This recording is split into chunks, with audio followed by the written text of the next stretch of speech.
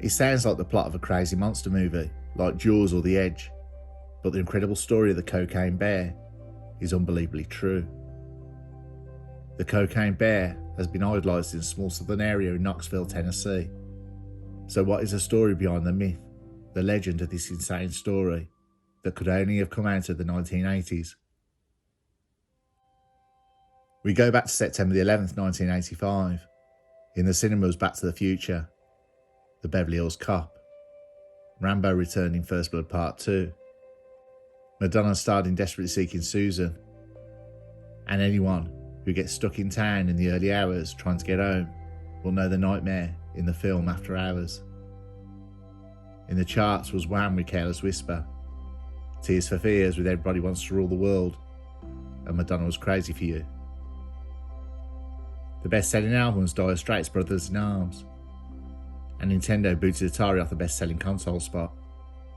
I'll tell you now, the 1980s was a great time to be alive.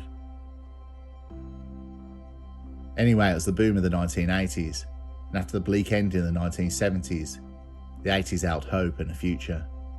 You dressed to impress. Technology was something to embrace and not to be feared. You worked hard and partied hard. Your social standing didn't matter, as long as you was connected. Your clothes and car had to be flash, but refined, and classic cars started rocketing as they were collected and traded like fine wines. And if you could afford it, the drug of choice for the rich and famous was cocaine. Cocaine was big business, a social statement of wealth, and anyone who was anyone in the 1980s was taking it. Many law enforcement and pilots switched sides to criminal enterprises. If you had your wits about you, a lot of nerve, and survived, the rewards and connections were huge. Andrew Thornton was a former American narcotics officer and Kentucky-based drug smuggler. Thornton was trafficking cocaine, flying it from Colombia into the United States.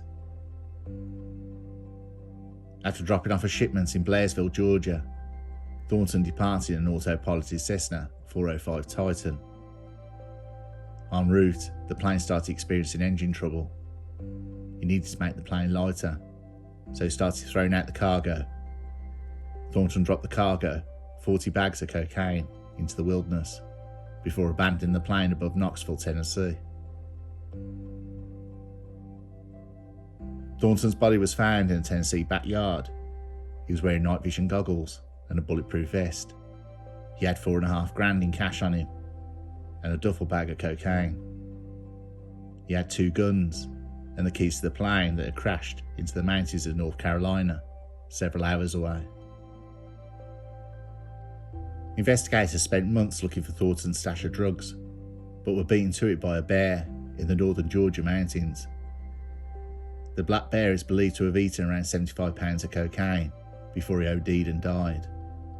The bear's remains were found not far from the Tennessee border, where 40 bags of cocaine, worth roughly $20 million at the time, had been ripped open and scattered in the mountains.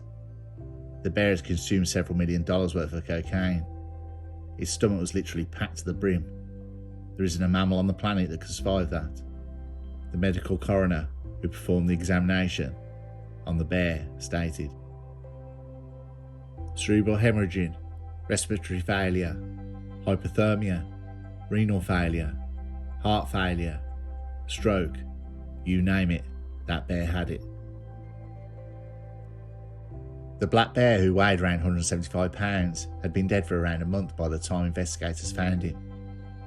If you were wondering just how dangerous a bear on cocaine would be, then you're in luck. The film Cocaine Bear has been released, comparing the cocaine bear with a sober one, and it's bad news for the bear's victims.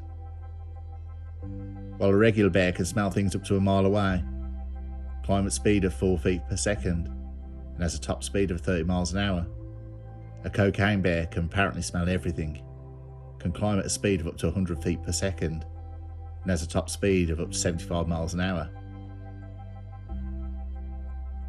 Anyway, back to reality, and the bear's own story doesn't end there though.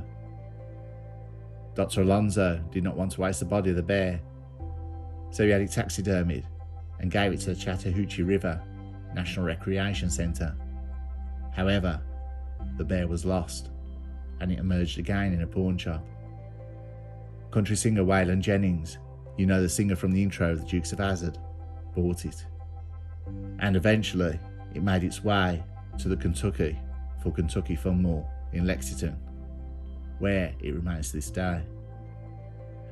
Kentucky for Kentucky retail store has the bear on show, which it claims is the original. Cocaine bear's victims throughout its life were probably limited to insects and fish, in addition to plenty of plants and possibly some human remnants and garbage. Unlike the murderous rampage that the coked out bear goes on in the horror movie, there is no evidence that the real cocaine bear ever killed a human. Stating that the movie is heavily fictionalised is a bit of an understatement. But just one more thing. It's not known, but highly possible, that the bear didn't eat all the cocaine before it died, and some enterprising humans stumbled upon it and took the rest.